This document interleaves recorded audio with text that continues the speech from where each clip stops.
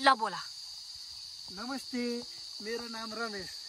तपाईहरुले मेरो साथी रुख र सुभद्रा काकीसँग बनाएको भिडियो सबैजनाले हेरिदिनु भएछ। कति धेरैजनाले मन पराइदिनु भएको छ। तपाईहरु सबैजनालाई धेरै धेरै धन्यवाद छ है।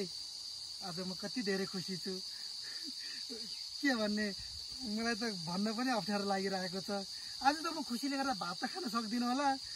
अनि आज चाहिँ म यहाँ मकै गोडिराखेको थिएँ, अनु आएर भिडियो देखाउनु भयो। अनि बल्ल पो थाहा पाएको त नि। अनि अनुले फेरि आज पनि भिडियो बनाउन भनेर भन्नुभयो, त्यही भएर अब भिडियो बनाउँछु है। अनि तपाईहरुलाई थाहा छ यो मकै देखाइदिनु त अनु। यो मकैलाई छ नि छर्नको लागि सुरुमा के गर्नुपर्छ भनेदेखि बारीमा जोत्नुपर्छ, अनि त्यसपछि गाई भैँसीको मल ल्याएर छर्नुपर्छ, अनि बल्ल मकै छर्न लागेको हुन्छ। त्यसपछि जब मकै यत्रो यत्रो हुन्छ नि, त्यसपछि गोड्नुपर्छ।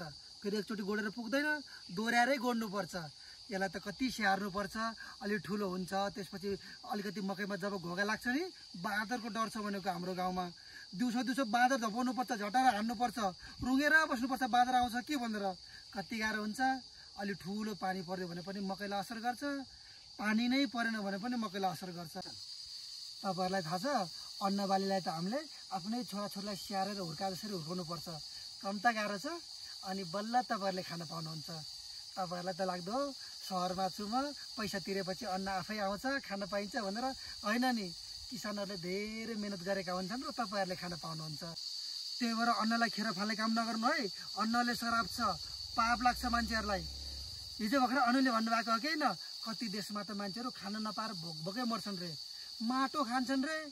धन्न हाम्रो गाउँमा त मकै फलाउँछौँ, दुःख गर्छौँ, मेहनत गर्छौँ र मकै खान पाछौँ। हामीले त मकै पोलेर खान्छौँ, भुटेर खान्छौँ, भात बनाएर खान्छौँ। तपाईहरुलाई पनि मकै खान मन लागेको छ भनेदेखि हाम्रो गाउँमा आउनुहोस्, म तपाईहरुलाई मकै पोलेर खुवाउँछु, भुटेर पनि खुवाइदिन्छु।